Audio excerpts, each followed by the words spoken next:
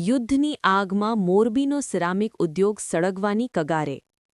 Israel અને Iran વચ્ચે ચાલી રહેલા યુદ્ધના કારણે વૈશ્વિક બજારમાં ગેસની અછત ઊભી થવાની સ્થિતિ સર્જાઈ છે, જેના સીધા પ્રભાવ મોરબીના સિરામિક ઉદ્યોગ પર પડતા જોવા મળી રહ્યા છે.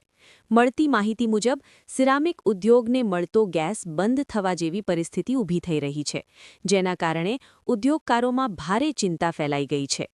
મોરબી વિશ્વના અગ્રણી સિરામિક હબ તરીકે ઓળખાય છે, પરંતુ ગેસ પુરવઠામાં અવરોધ સર્જાતા અનેક ફેક્ટરીઓ બંધ થવાના આરે પહોંચી શકે તેવી ભીતિ વ્યક્ત થઈ રહી છે. ગેસ વગર સિરામિક ઉત્પાદન શક્ય ન હોવાથી ઉદ્યોગકારો માટે ઉત્પાદન ચાલુ રાખવું મુશ્કેલ બની શકે છે.